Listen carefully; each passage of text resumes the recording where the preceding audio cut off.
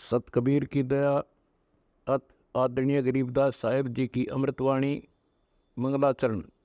गरीब नमो नमो सत पुरुष को नमस्कार गुरु के नहीं, सुर नर मनजन साधुआ संतो सर्वस दे नहीं। सतगुरु साहेब संत सब दंडो तुम प्रणाम, आगे पीछे मध्य हुए तिनको जहाँ कुर्बान।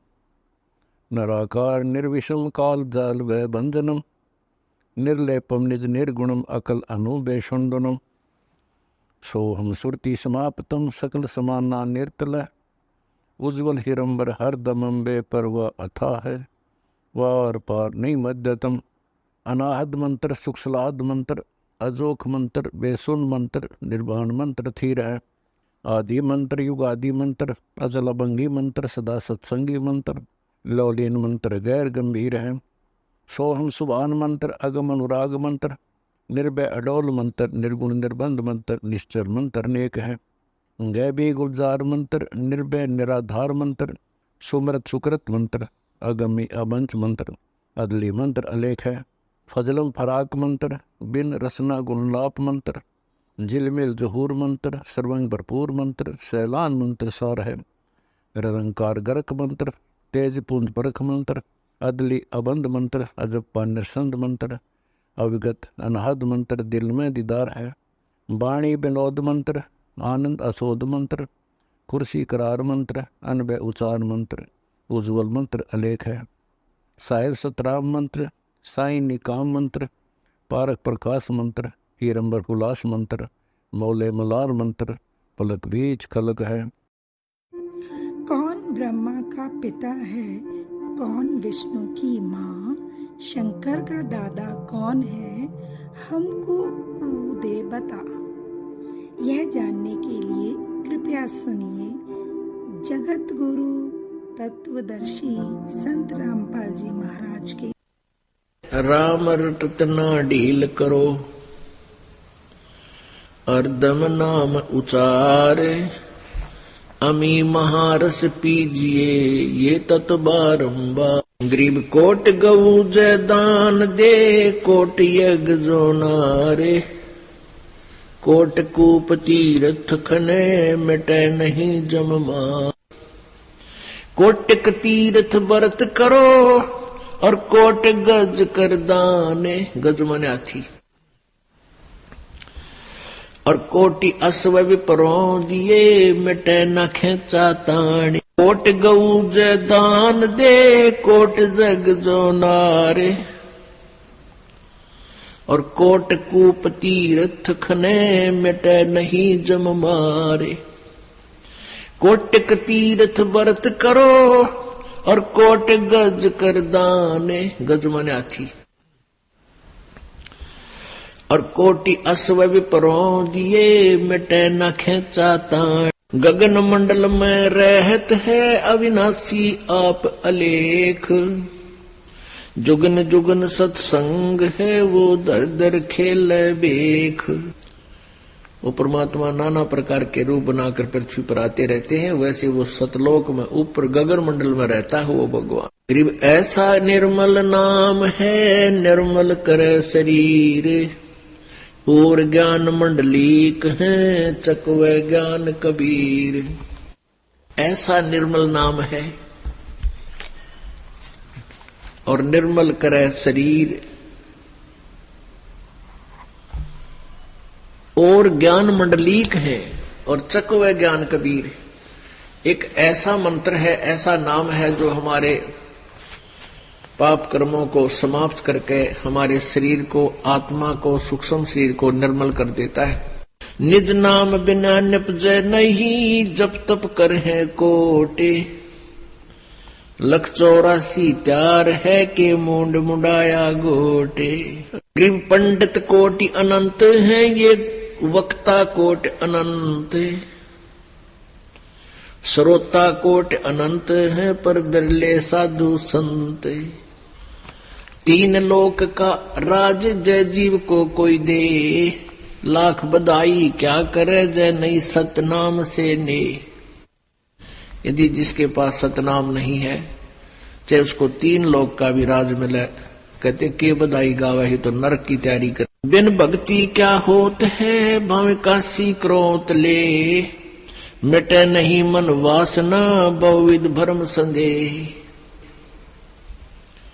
भक्ति बिना क्या होत है, ये भरम रहा संसारे, रति कंचन पाया नहीं। नल नील हमारी ये वस्तु नहीं। वो कहने लगे भाई हम तो इतनी ये लेकर गए थे, सारी दो लाए।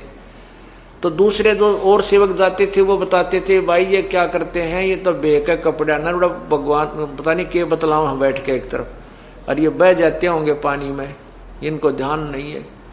2-4 बार ऐसा हुआ तो उन भक्तों ने जो दुख जिनके बर्तन कपड़े धोया करते थे हाथ जोड़ के प्रार्थना करती, नल नील भाई तुम हमारे बर्तन मत साफ करो, हम तो दुखी सुखी अपने आप पर धो डालेंगे। तुम ले जाते हो 4 चीज लाओ हो 2 उल्टी, बताओ ये कहाँ जाएंगे, कहाँ से लाएंगे हम। फिर वो रोने लग जाते थे भाई जी अब के गलती नहीं करेंगे, हमें ध्यान नहीं रहा, अब ध्यान करेंगे। फिर भी ऐसे होता रहा। अंत में उन भक्तों ने गुरुदेव से, परमात्मा से, मुनिंदर जी से शिकायत कर दी कि गुरु जी ये आप अपने चेले जो आपके भक्त हैं ये हैं तो बहुत ही अच्छी आत्मा के, परंतु ये ऐसी ऐसी स्थिति आ गई। इनको मना करते हैं तो ये रोने लग जाते हैं, हमें दुख होता है कहीं हमें पाप ना लग जाए इनकी आत्मा दुखाने से। आप आदेश दे दो गुरु जी हमारे कपड़े ना धो, हमारे बर्तन ना साफ करें, हम आप धो लाओ। इतनी बात सुनकर नल नील वहीं खड़े थे, गुरुदेव के चरणों में गिर गए। मुनिंदर जी के कहा है गुरुदेव, दोनों कान पकड़कर माफी मांगते हैं, क्षमा याचना करते हैं, प्रभु आगे से गलती नहीं करेंगे। हे प्रभु हम बहुत दुखी थे, आपकी कृपा से हमारे दुख दूर हुए हैं। हे परमात्मा हमसे सेवा छीन लोगे तो हम फिर दुखी हो जाएंगे। उनको ये डर था, और डर बिना भक्ति बने नहीं, डर बिना कोई भी काम है भय के बिना नहीं बन सकता।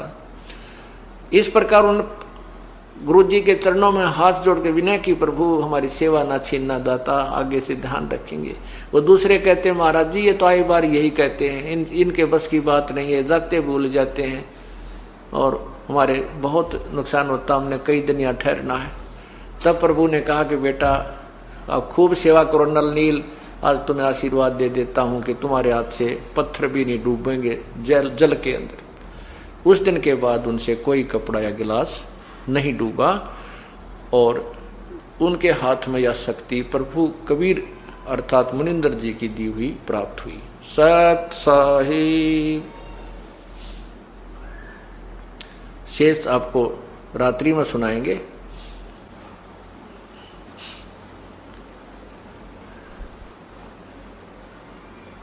जैसा कि आपने सुबह के सत्संग में सुना था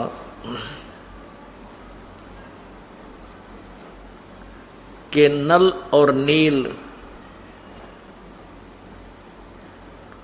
को वो शक्ति कैसे प्राप्त हुई जिससे उनके हाथों से जल के ऊपर भारी से भारी वस्तु अर्थात पत्थर भी तैर जाते थे।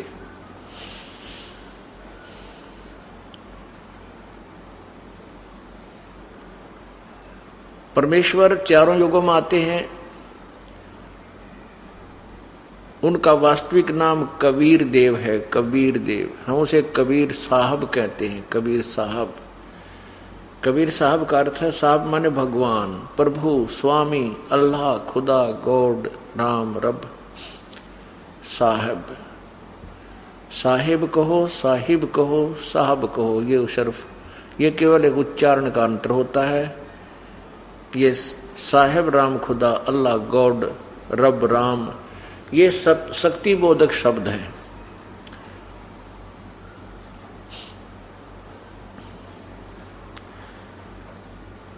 आप सुन रहे हैं परमात्मा की, उस पूर्ण परमात्मा की महिमा।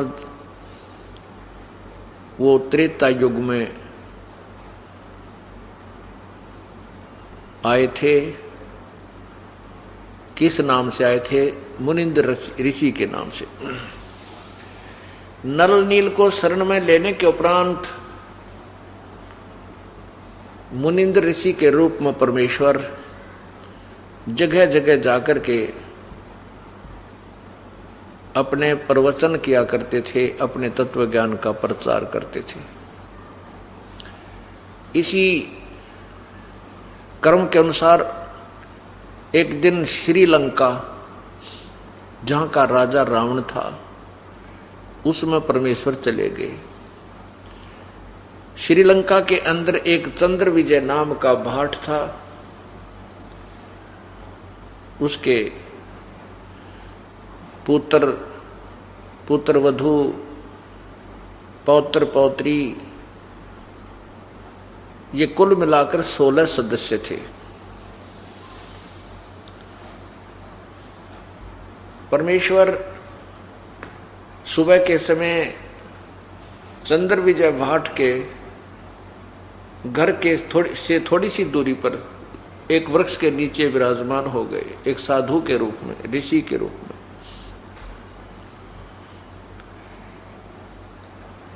चंद्र विजय भाट सुबह सुबह फ्रेश होने के लिए गया था। जब वो आ रहा था उसने देखा कि एक महापुरुष एक वृक्ष के नीचे विराजमान है। उन्होंने, चंद्र विजय ने मुनिंदर जी परमेश्वर के चरण छुए और प्रार्थना की कि हे ऋषिवर, आपके दास का ये मकान बिल्कुल साथ में है, एक बार चरण रखिए, हमारे घर को अपने श्री कमलों से, श्री चरण कमलों से पवित्र कीजिए। परमात्मा तो गए इसी उद्देश्य से थे। उन्होंने कहा अच्छा भाई, कहाँ है तेरा मकान? कि ये साथ वाला ही है। परमात्मा ने वहां प्रवेश किया। 2-3-4 दिन तक वहां रहे, अपने तत्व ज्ञान का प्रचार किया। श्रीलंका का राजा रावण था।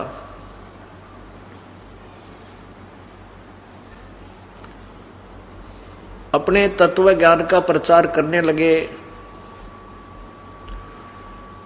सत्संग किया।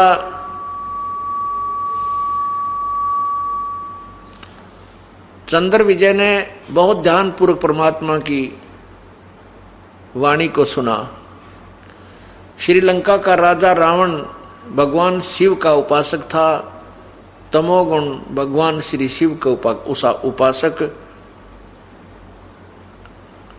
रावण था, जिस कारण से पूरी नगरी भी भगवान शिव की ही उपासक थी। इसीलिए चंद्र विजय को तत्व ज्ञान एक बार तो गले नहीं उतरा, बार बार बहुत बार प्रश्न किए। परमात्मा ने प्रमाणों सहित वो ज्ञान दिया।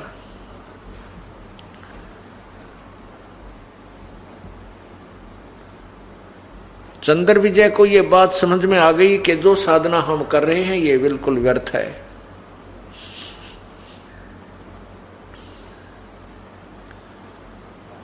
तत्व ज्ञान को समझकर चंद्र विजय ने उपदेश ग्रहण किया।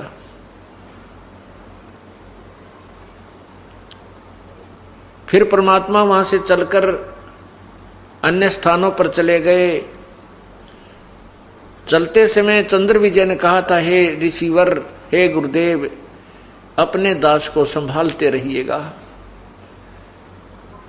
आप आते रहोगे तो मेरे हृदय में आपका ज्ञान रुका रहेगा, अन्यथा ये पूरी नगरी ही आन उपासक है, अन्य देवता की उपासक है, और कहीं तेरा बच्चा विचलित ना हो जा।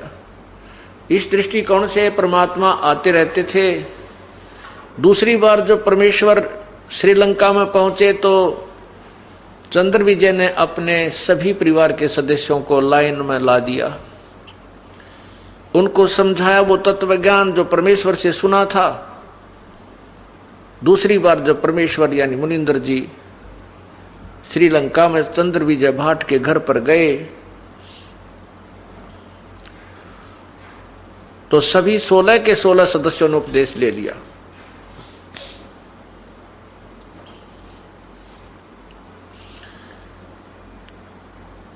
अब चंद्र विजय भाट जो है राजा रावण के घर में, राजा रावण के दरबार में जाता था और भाट लोग राजाओं की महिमा के चुटकुले सुनाया करते थे, उनके भजन बना करके गाया करते थे, जिससे राजा लोग प्रसन्न होकर के उन्हें कुछ मेहनताना दिया करते थे। इसी प्रकार चंद्र विजय की पत्नी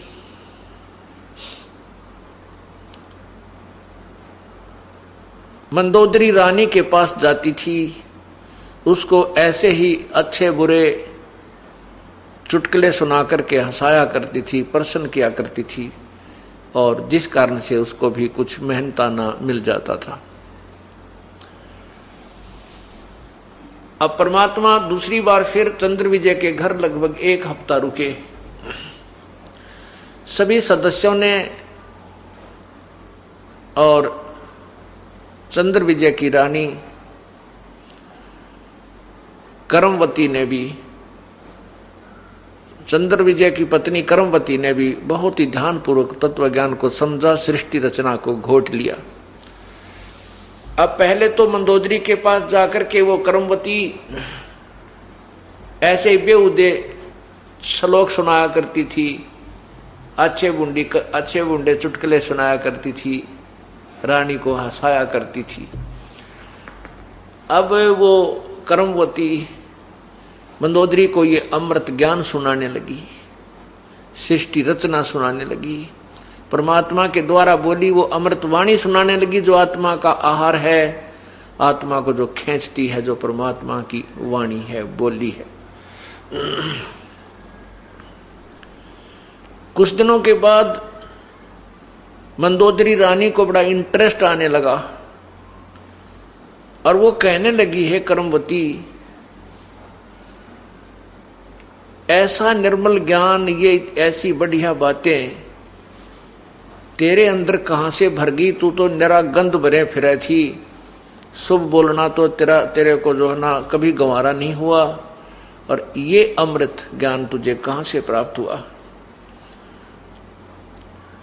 करमवती ने कहा कि हे रानी, हमारे भगवान आते हैं, हमारे गुरुदेव आते हैं, उन्होंने हमारे को ये अमृत ज्ञान सुनाया है, और वो पूर्ण परमात्मा है, सारी सृष्टि के रचनहार हैं। पूरी कहानी सुनाई कि 3 गुणों की भक्ति में ये भूल रहा संसार, कह कबीर निज नाम बिना भाई कैसे उतरे पार। अब मंदोदरी ने कहा कि करमवती, अब के तेरे गुरुदेव आवे तो मेरे पास बुला कर लाना। अब मंदोदरी रानी और करमवती एक नौकरानी। अब नौकरानी ये नहीं कह सकती कि मैं बुलाकर नहीं ला सकती अपने गुरुदेव को।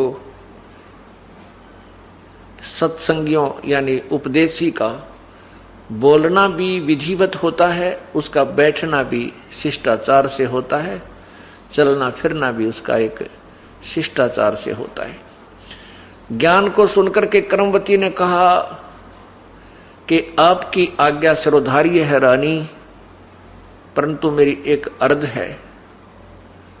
कहते हैं संत को बुलाना नहीं चाहिए, संत के पास स्वयं जाना चाहिए। वैसे जो आप आज्ञा दोगी मुझे सिरोधार्य है, और आपकी आज्ञा का पालन करूंगी, अपने गुरुदेव से मैं अर्ज कर दूंगी। हमने सुना है कि संत को बुलाना नहीं चाहिए, स्वयं उनके चरणों में जाना चाहिए। यदि मैं कह भी दूंगी कि हे गुरुदेव, मेरी नौकरी का सवाल है, एक बार आप हमारी रानी के यहाँ चलिए, और वो आ भी जाएंगे, और यदि हृदय से नहीं आपको आशीर्वाद देंगे, वो ये मान सकते हैं कि रानी होकर के हमें बुला रही है, तो रानी यहाँ आना उनका आपके लिए लाभदायक नहीं होगा। मंदोदरी बहुत पुण्यात्मा थी, वो समझ गई तुरंत, उसने अभिमान नहीं किया। कहने लगी कि करमवती तू ठीक कह रही है, अब के तेरे गुरुदेवा में मुझे संदेशा भेज दिए, मुझे बता के जाना, मैं आपके गुरुदेव के दर्शन आपकी झोपड़ी पे आके करूंगी, आपके घर पे आके करूंगी। परमात्मा फिर पहुंच गए, क्योंकि अपने बाग को लगा करके माली संभालता रहता है, अपने बूटे को लगा करके संभालता रहता है। जैसे ये सत्संग हो रहा है, ये परमात्मा के बाग में ये बूटे दास ने लगाए हैं, तो ये सत्संग रूपी अमृत जल से सींचा जा रहा है। ये धीरे धीरे पेड़ हो जाएंगे और बहुत दृढ़ हो जाएंगे। वैसे तो हो चुके हैं, क्योंकि इतना भयंकर तूफान आया था ये 12 जुलाई 2006 को, लेकिन हमारा कोई भी पेड़ टस से मस नहीं हुआ। परमात्मा का बाग ज्यों का त्यों दृढ़ रहा। इसलिए सत्संग में बुला बुलाकर आपको सिंचाई की जाती है, आपको दृढ़ किया जाता है। सारी पृथ्वी एक तरफ होगी, एक दिन परमात्मा के बच्चे एक तरफ होंगे, इनको कोई टस से मस नहीं कर सकेगा, क्योंकि ये ज्ञान ऐसा है। इसी प्रकार मंदोदरी ने जब पता चला, कबीर परमात्मा मुनिंदर जी फिर पहुंच गए श्रीलंका में, क्योंकि अपने बूटों को जो पौधे लगाए हैं अर्थात जो शिष्य बनाए हैं उनको संभालते रहते हैं। उसी उद्देश्य से प्रभु आ गए तो करमवती चंद्र विजय की पत्नी ने अपने राजा की रानी से, मंदोदरी से जाकर कहा कि हे रानी, गुरुदेव आ चुके हैं।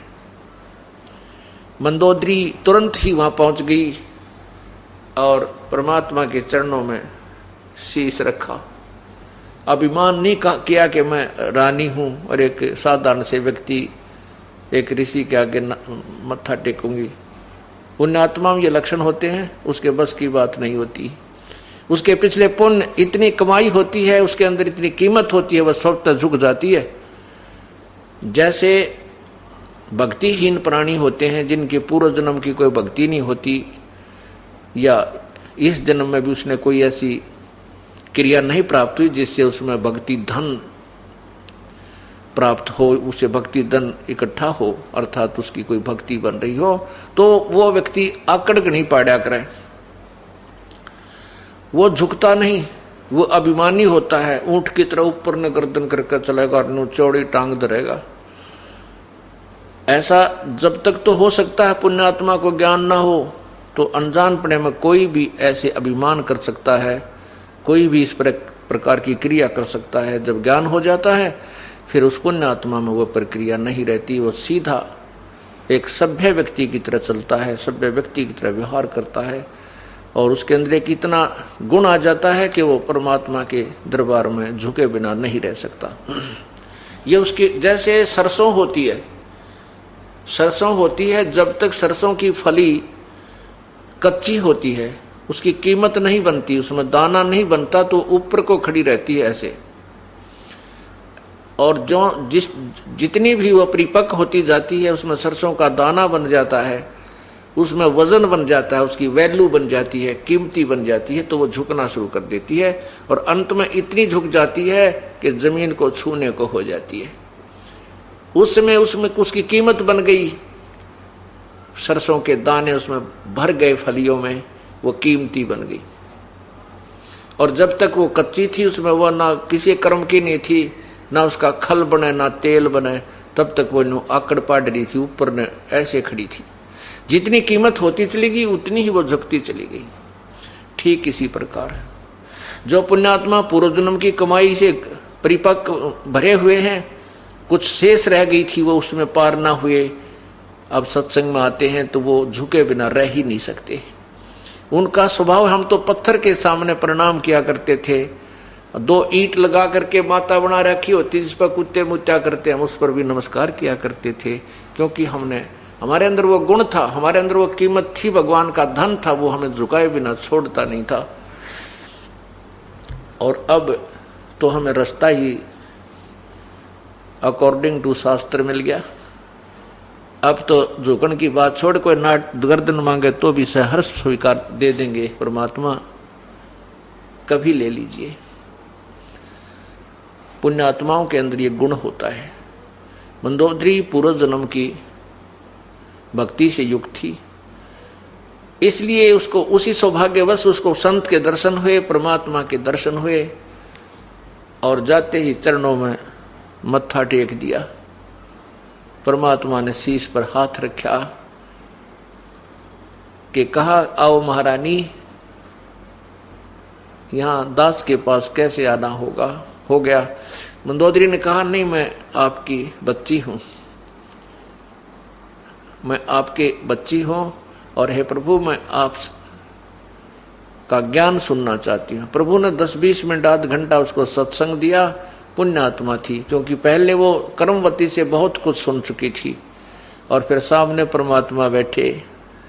पुण्यात्मा चूकते नहीं, फिर तुरंत ग्रहण कर देते हैं। मंदोदरी ने उपदेश ले लिया।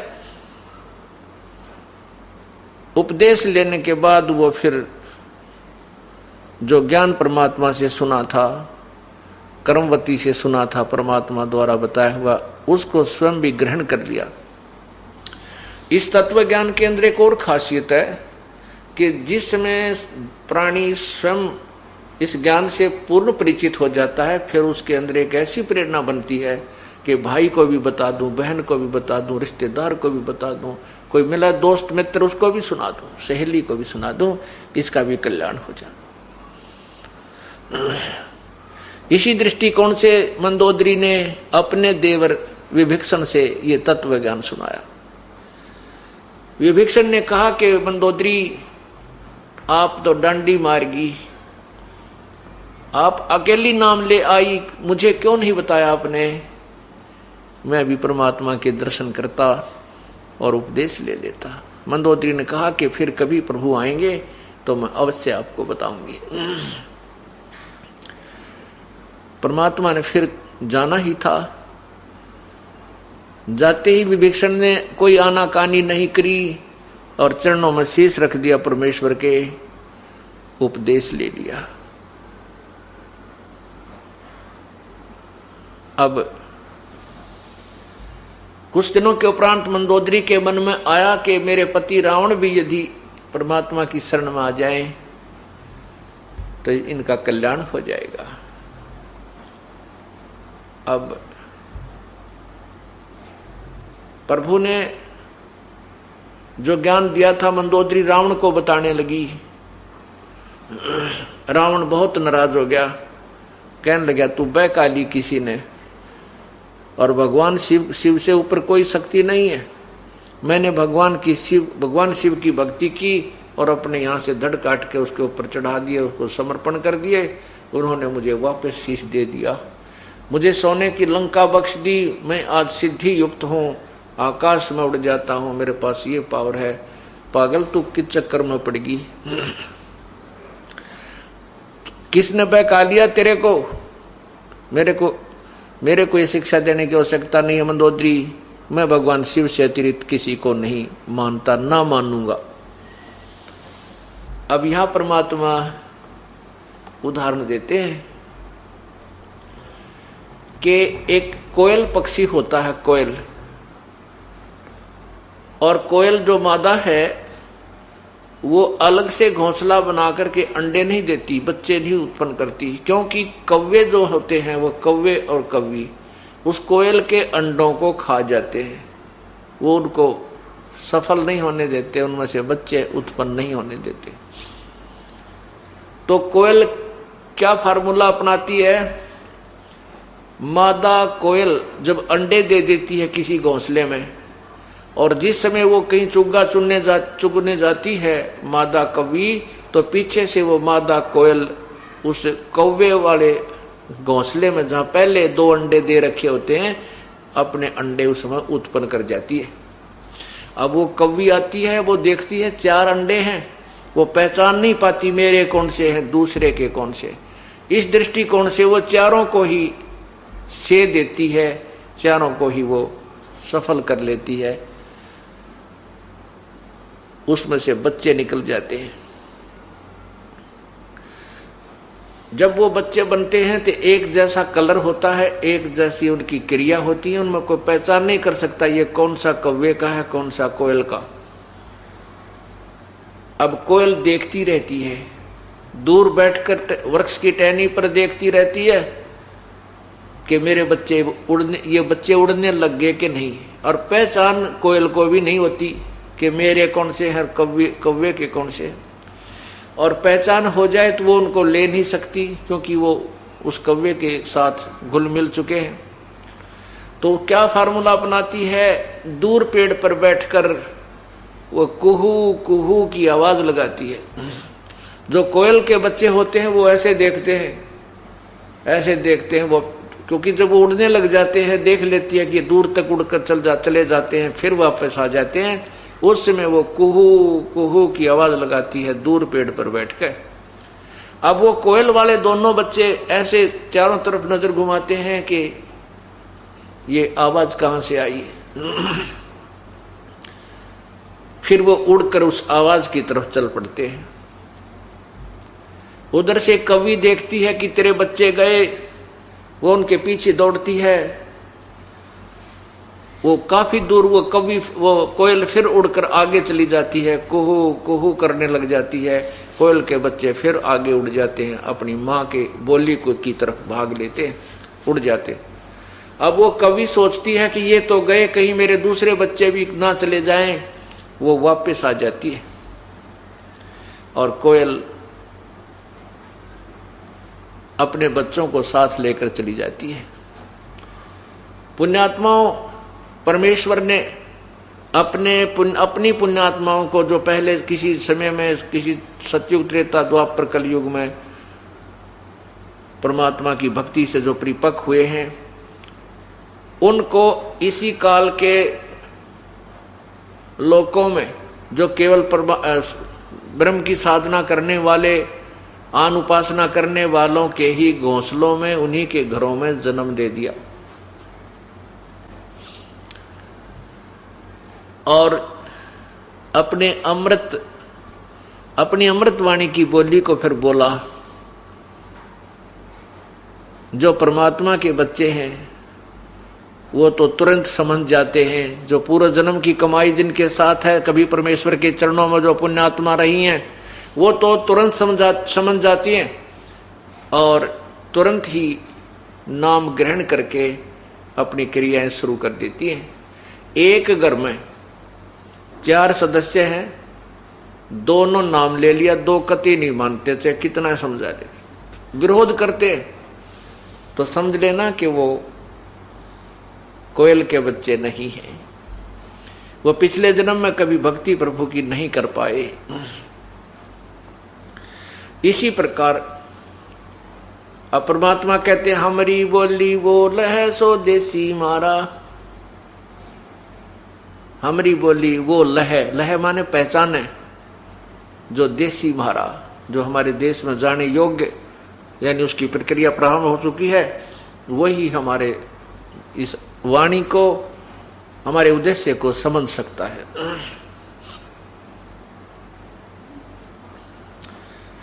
अब रावण नहीं माना।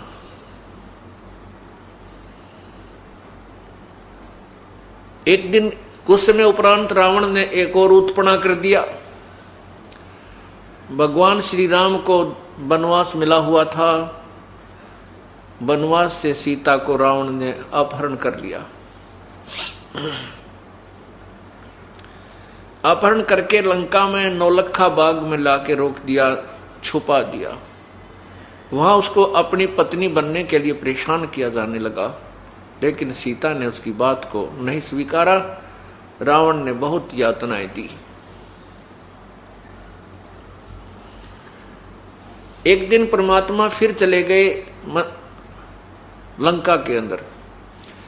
मंदोदरी ने भगवान से कहा, मुनिंदर जी से कहा कि हे गुरुवर, हे प्रभु, आपकी बेटी को एक बहुत ही भयंकर दुख हो गया है।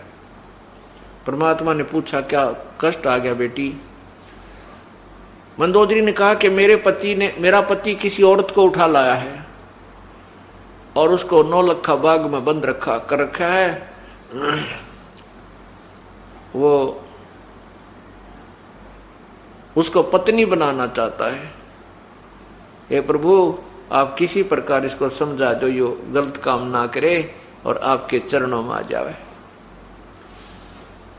परमात्मा ने कहा, बेटी, ये जो औरत है, जिस स्त्री को ये उठा के लाया है, ये साधारण स्त्री नहीं है। ये लक्ष्मी का अवतार है और रामचंद्र जी जो हैं ये विष्णु अवतार हैं। रावण ने तो अपने पैर पे कुहाड़ा मार लिया। बेटी इसने कह दे कि तुरंत इसको वापस दे आवे, सीता को वापस देकर अपनी भूल को स्वीकार कर ले, क्षमा याचना कर ले। संत दयालु होते हैं, श्री राम बहुत दयालु हैं, वो माफ कर देंगे। मंदोदरी ने बहुत समझाया लेकिन रावण नहीं माना। रावण कहने लगा तू मुझे क्या डराती है, मैं 2 मस्करे जंगल में फिरते हैं, तू उनको भगवान कहती है, मैंने 33 करोड़ देवताओं को बांध कर अपनी कैद में डाल रखा है, और मेरे पुत्र मेघनाद ने देवताओं के राजा इंद्र के साथ युद्ध करके उसको पराजित करके उसकी पुत्री के साथ विवाह कर रखा है।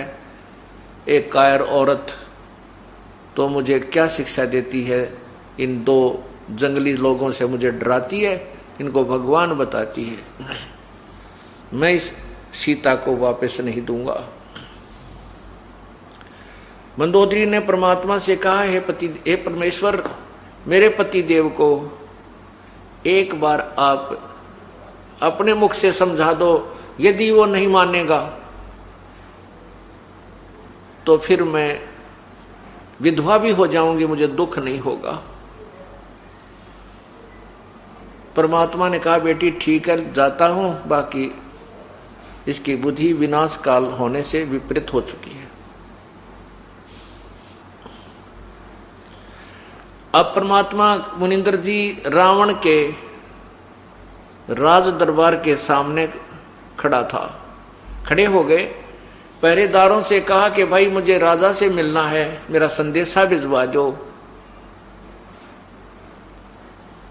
पहरेदार कहने लगे ऋषि जी हमसे नाराज मत होना, हमारे राजा का दरबार लगा हुआ है, कोई सीक्रेट मीटिंग चल रही है, इस समय अंदर का संदेशा बाहर तो आ सकता है, बाहर का संदेशा लेकर दूत अंदर नहीं जा सकता। परमात्मा वहां से अंतर्ध्यान हुए और रावण के दरबार में, जो रावण ऊंची स्टेज पर विराजमान था, उसके सामने जाके प्रकट हो गए। रावण ने देखा कि ये व्यक्ति कैसे आ गया, ये ऋषि कैसे आ गया इस राज दरबार में, इसी सीक्रेट मीटिंग चल रही थी,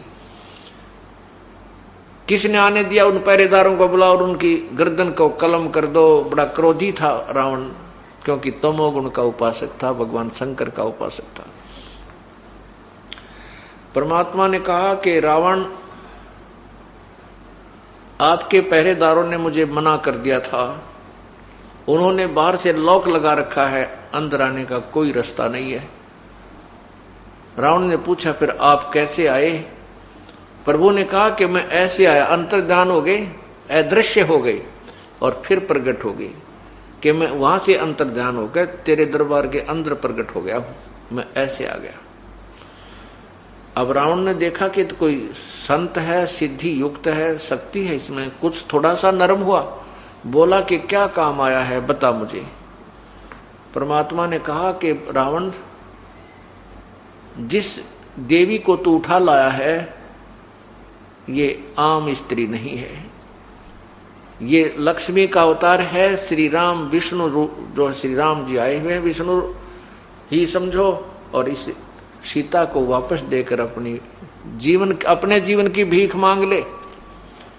रावण एकदम क्रोधित हो गया और ऊंची स्टेज से जंप लगाया, नीचे कूद गया, तलवार निकाल ली, बहुत तगड़ा योद्धा था। तलवार निकालकर गुस्से में जाकर के भगवान के यानी मुनिंदर जी की गर्दन को काटने के लिए ऐसे तलवार का वार किया, अटैक किया उस कृपाणते।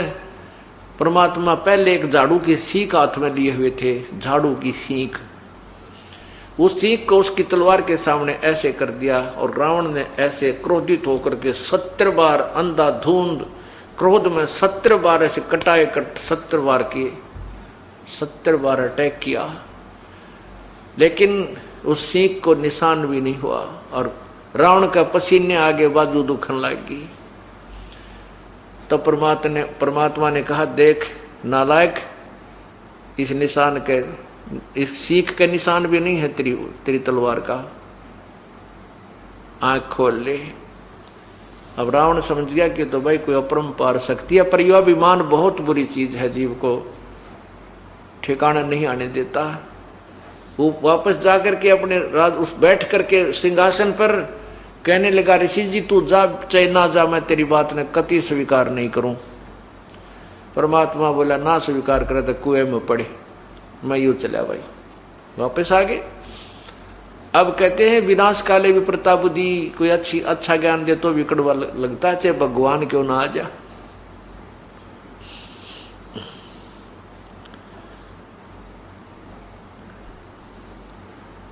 अब परमात्मा ने आकर कहा, बेटी मैंने तो जो कहना था कह दिया, लेकिन ये मानने को तैयार नहीं है।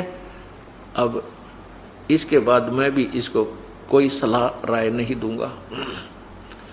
मंदोदरी कहने लगी, हे गुरुदेव अब मैं निश्चिंत होगी, अब यो मरो चाहे जीवो, मेरा जो फर्ज था पत्नी रूप में मैंने इसका अन्न खाया है, इसके साथ रही हूं, मेरा फर्ज बना था कि मैं इसको कोई अंतिम सांस तक इसके जीवन की भीख मांगू।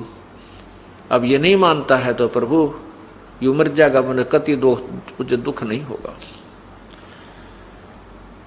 उस समय जब ये मीटिंग चल रही थी, प्रभु वहां प्रकट हुए, विभीषण भी विद्यमान थे। विभीषण ने आकर मंदोदरी से बताया कि आज तो गुरुदेव मार दिए होते भाई ने, लेकिन ये तो अपरंपार शक्ति है, उनके सीख को भी कोई निशान नहीं पड़ा और रावण ने 70 बार अटैक किया, तब फिट्टे मुंह होकर वापस जा बैठा। विभीषण भी बहुत समझाता था रावण को कि भाई जो साधना आप कर रहे हो भगवान श्री शंकर भगवान की, ये पूर्ण नहीं है। मुनिंद्र जी पूर्ण परमात्मा है, इन गुरुदेव से आप उपदेश ले लीजिए। लेकिन रावण ने नहीं मानी और अपनी लंका का नाश करा लिया। अब उधर से क्या होता है कि सीता जी की खोज शुरू हुई। भाई कौन ले गया, कहाँ गई। बन रहे थे संत, गिरिपुरी, काजी, पंडित सारे इकट्ठे हुए और सिकंदर को भी पता चला। सा सिकंदर को सोनी भ्रष्ट हुए 2 संत, गरीबदास चारों वर्ण उठ चले सब पंथ। 4 वर्ण 60 आश्रम दोनों दिन खुशहाल, गरीबदास हिंदू तुर्क है अब जुल्हे का काल। के दोनों धर्म के लोग जो उनके पहले से दुश्मन बने हुए थे बड़े खुश हो गए कि ईब मरेगा, इसने ही मारेंगे, राजा इसको फांसी देगा। 4 वर्ण 60 आश्रम दोनों दिन खुशहाल, गरीबदास हिंदू तुर्क कहे अब जुल्हे का काल। सा सिकंदर कह गए सुन कबले अरदास, गरीबदास तलवा हुई पकड़े दोनों दास। दोनों को पकड़ ले, रविदास जी को और कबीर साहब को। कबीर साहब ने कहा रविदास का कोई दोष नहीं है, ये सारा खेद मन न करे भाई। रविदास को छोड़ दिया। कहो कबीरियो क्या किया गणकालीनी संग, गरीबदास बोले भक्ति पड़ा भजन में भंग। सिकंदर लोधी बोला कहो कबीरियो क्या किया, या वैसा साथ ले ली तुमने, भगवान की भक्ति भूल गया, अब तो आपका भजन भंग हो गया। कहो कबीरियो क्या किया गणकालीनी संग, गरीबदास बोले भक्ति पड़ा भजन में भंग। परमात्मा बोले सुनो सिकंदर बादशाह हमरी अर्ज आवाज, गरीबदास वो राक्षसी जिन्यू साजा साज। के हे बादशाह आप रक्षा करेगा जिसके आश्रित हूं मैं। ये बच्चों खेल दाता का अब क्या करा, जिसको जलन का रोग खत्म किया तो उसके कत्ल किए रामानंद को सामने जिंदा कर दिया। ये राजा लोग इसे होते हैं बच्चों, ये कभी साथ नहीं देंगे, ये पब्लिक से डर जाते हैं। अपने अल्लाह को छोड़कर, खुदा को छोड़कर जनता की ओर खड़े हो गए, लॉ एंड ऑर्डर मेंटेन करने के चक्कर में। उसने सोचा कदे सारे लोग तेरे खिलाफ हो जाए, तेरा राज जाता रहे, भगवान बाढ़ में जाओ। जड़िया तोक जंजीर गले, ओए होए, साहसिक अंदर आप, गरीबदास पद लीन है, तारी अजप्पा जाप। लोगों को दिखाने के लिए कि लोग शांत हो जाएंगे, कि दौर उपद्रव ना कर दें, सिकंदर लोधी ने अपने हाथों से हथकड़ी लाई मालिक के गले में, हाथा में और गले में तोक डाल दी, पैरों में बेड़ी कति जकड़ दिया। जड़िया तोक जंजीर गले, साहसिक अंदर आप, गरीबदास पद लीन है, तारी अजप्पा जाप। हाथों जड़ी हथकड़ी, पग बेड़ी पैराए, गरीबदास बीच गंग में तांदी न्या छटकाए। गंगा के बीच में ले जाके किश्ती में नौका में, और वो हथकड़ी थोड़ी सारी ला रखी गल में भी, हाथा के भी, पाया के भी, उसमें पटक दिया। जड़ गए तो जंजीर सब, लगे किनारे आए, गरीबदास देखे खलक स्यों का जीवद साहे। वह हथकड़ी गल की सारी बेड़ी झड़की नीचे गिर गई, डूबे नहीं, किनारे आगे जो नौका चल लग रही नो।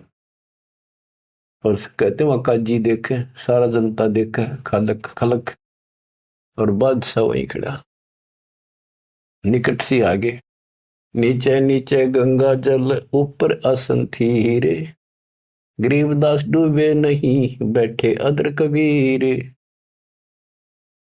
यो अचरज कैसा भया, देखे दोनों दीन, गरीबदास का जी कहे, बांध दिया जल सीने।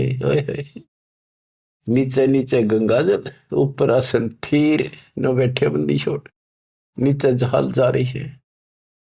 गरीबदास डूबे नहीं, बैठे अदर कबीर, ऊपर बैठे हुए। अब वो सारे कहे, काजी नो कहे, इसने पानी बांध दिया, डूबे को नहीं, इसने मंत्र मार दिया। ये और के जाने थे, यही जाने थे। यो अचरज कैसा भया, देखे दोनों दीने, गरीबदास का जी कहे, बांध दिया जल सीने। ये जल बांध दिया जहां तना डूबता। फिर उसको पकड़ा परमात्मा को दोबारा, गल में अच्छी तरह बांध दिया, और हाथ बांध दिए, पत्थर बांध दिए उसके मालिक के पैरों के, कमर के, कति जूड़ के, और बीच में ले जाकर फिर पटकवा दिया। गले में फांसी डार कर, बंदो सिला सुधार, गरीबदास झूला दी, जब डूबे गंगधार।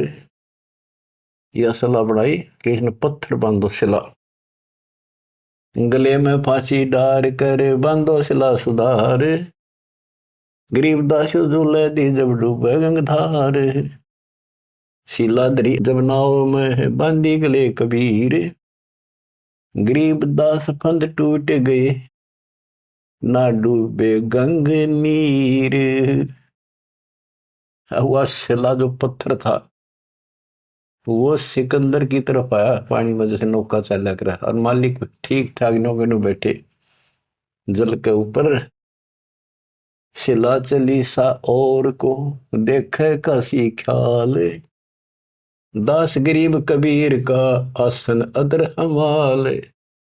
बच्चों, भगवान की पहचान सुनियो, जानते हैं कि मालिक कबीर बैठ के जल के बीच में, गंगा के बीच में गिरा जाके, वो तो नौके नु बैठी आसन लाके पानी के ऊपर, नीचे गंगा जल बहन लाग रहा, नौका सूती लहर जा नीचे मरोड़ी खाती हुई, मरोड़ी न घूमती हुई बावर पड़े। और वह शिला जो पत्थर बांध रखे थे, जहां सिकंदर लोधी खड़ा था किनारे, मजाक देखा था तमाशा, उसकी तरफ से पड़ी, जैसे नौका चल लग रहे इंजन वाली। और वहां जाकर उसके जरा खड़ा था, उसके लगी पटड़ी, गद धड़ाक दे, वह पट गई, वह डूब गई। फिर क्या किया उन दुष्टों ने कि इसका तीर मारो, तोप लाओ, तोप तोप, ओहो, तोप लाओ, बाण, तीर, गोली, पत्थर, इतनी आग लग रही थी, काल ला रखी।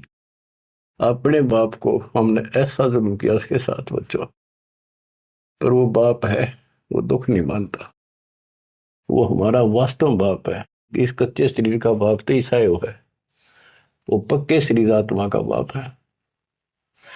तीर बाण गोली चली, तीर बाण गोली, तीर बाण गोली चली ही तो पर किलो सोरे। गरीबदास उजुल है के एक गई नहीं और, उजुल है के एक गई नहीं और, उसकी और एक भी नहीं गई। तीर बाण गोली चली ही तो पर किलो सोरे। गरीबदास उस जुलाहे के एक गई नहीं और, अदर धार गोले वो है जल के बीच गबाक। गरीबदास उस जुलाहे पर शस्त्र छूटे लाख। कहते गोले ऊपरे ऊपर जा और कोई 100 फुट 200 फुट पर पानी में पड़ जा, कुछ हुए गप जल के बीच गबाक। जैसे हम बालक थे जब पत्थर मारा करते ना पानी में, गबाक बोले भाई गबाका उठा, तो उसको कहते जल के बीच गबाक। वहां उसका शोर हुआ पानी में पड़ते पत्थर का, गोला का, तोब के गोलों का, पत्थरों का। अदर धार गोले बह जल के बीच गबाक। गरीबदास उजलाए पर शस्त्र छूटे लाख। अदर धार गोले बह जल के बीच गबाक। गरीबदास उस जुलाहे पर शस्त्र छूटे लाख। तो पर एकले सब चले तीर बाण कमाने। गरीबदास व जुलाखा जल पर रहा अमान। कति सुरक्षित बैठे जल के ऊपर। अधर धार अपार गति जल ऊपर लगी समाधि। गरीबदास निज ब्रह्म पद खेल आदि अनादि। वो निज ब्रह्म कहते यो खेल उसके आदि अनादि के ऐसे लीला। अब वो दुश्मन कहते हैं भगवान के, अपने पाप के दुश्मन बढ़ रहे हैं। जुल्म हुआ डूबे नहीं शस्त्र लगे न बाण। गरीबदास अब क्या कीजिए इसके कैसे लेवा प्राण। इसने कैसे मारे क्यों करीब ना मरता। लगी समाधि अगाध में बितरे काशी गंग। गरीबदास के लोल सर छू है शरण गंग तरंगी। परमात्मा आसन लाए बैठे, सुखासन सामान्य तरीके से बैठे और कहते गंगा जल मालिक के चरण छू छू के और कलोल करे, आनंद ले रही अपने भगवान परम पिता को छू के। लगी समाधि अगाध में बिचरे काशी गंगे। गरीबदास के लोल सर छू है चरण गंग तरंग। गंगा की लहरें मालिक के चरण छू रही थी। ओए होए होए होए। चार पहर गोले बगे धम्मी मुल्क मैदान। गरीबदास पोखर सूके रहे कबीर अमान। 4 पहर 12 घंटे तक घोड़े तोड़ के चलवाए दुष्टों ने,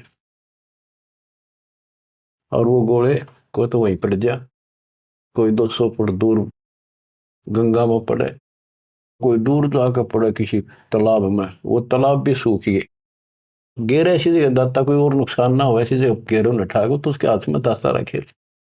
4 पैर गोले बगे चले दम्मी मुल्क मैदान के आसपास के। गरीबदास पोखर सूखे, पोखर तालाब सूखे रहे कबीर अमान। अपनी करनी सब करी ही थाके दोनों दीन। दास गरीब कबीर जी फिर बैठ गए जलमीन। सारा थक लिए छक लिए हार लिए, जब अपने आप कहते हैं जल में नीचे चले गए और खुशी का ठिकाना नहीं उनका। डूब्या डूब्या सब कहे हो गया गारत गोरे।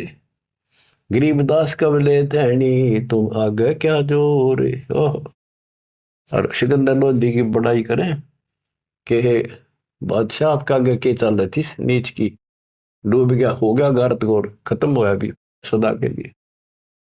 आनंद मंगल होते हैं बटे बधाई बेग, गरीबदास उजुलाहे पर अब फिर गिरे तीरेग, कि वो तो दब गया नीचे जाके, उसके ऊपर रेत में लाश नीचे दब जाएगी, कदे नहीं ऊपर आ सकता।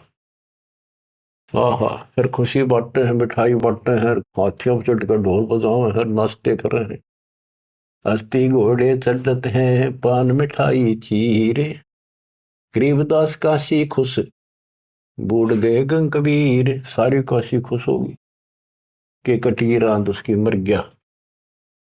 परमात्मा की कथा सुनो, परमात्मा की कथा की चर्चा करो।